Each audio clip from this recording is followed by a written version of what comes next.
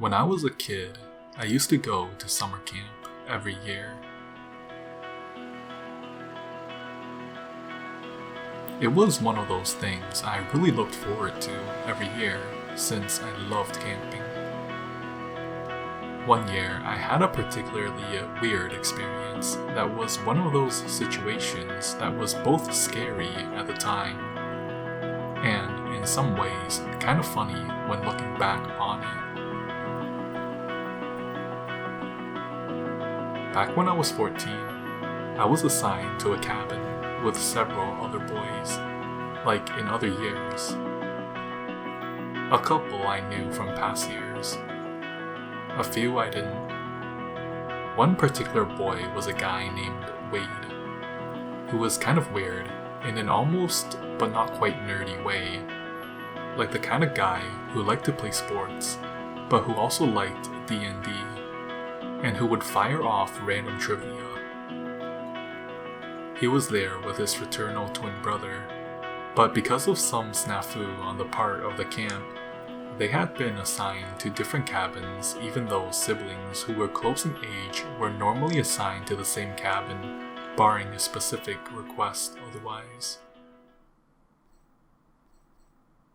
We had bunk beds in the cabins, and each chose our bed early on, and as fate would have it, I got the bottom bunk and Wade wound up on the top. That night, when it came time for bed, we all turned in. I had a bit of trouble falling asleep. About 20 minutes or so after we'd all gotten into bed, the unmistakable sounds of a guy beating himself started coming from the bunk above me. Now, at that age, I did it too, so I wasn't one to hold it against someone for doing the same thing. But Wade was, well, not really going to town, but he was making no effort to keep quiet about what he was doing. He went on for several minutes before rather obviously reaching his climax, after which things got quiet again, and soon I fell asleep. The next morning, after we were all up and making our beds, I noticed that Wade was the only one not around, so I made an admittedly crude joke to the other guys about how he'd really been having fun the previous night. The others all looked at me in confusion, and one asked what I meant. I commented, once again, about how Wade had been pleasuring himself rather loudly after we were all in bed. Everyone still looked puzzled, and I said, "Surely, at least one of you must have heard Wade getting his rocks off." After a moment, one of the other guys said that at the last minute, another camper in Wade's brother's cabin had cancelled, and since a spot was less available in that cabin, Wade had moved over there the previous afternoon.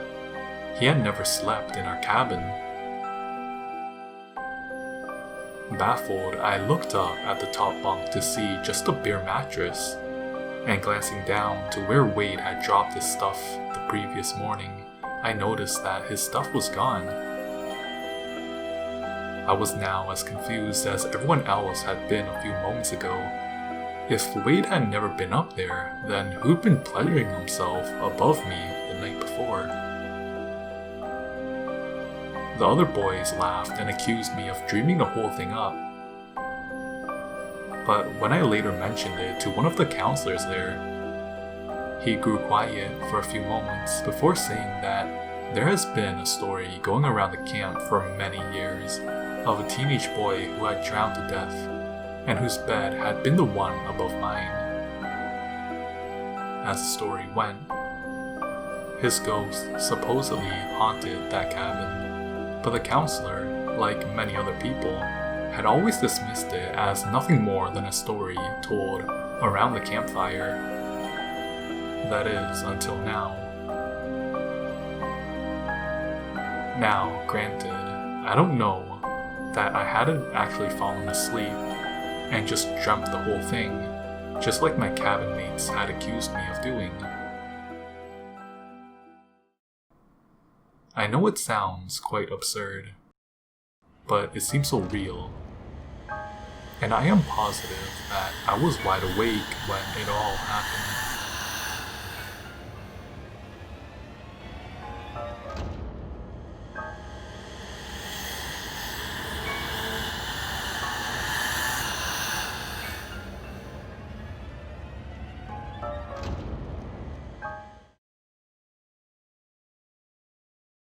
If you have enjoyed this video, please do me a favor and hit the like button. Also, remember to subscribe if you haven't already. Also, I would like to welcome all the new subscribers to the Skeptic Club. Welcome, and I hope you enjoy your stay.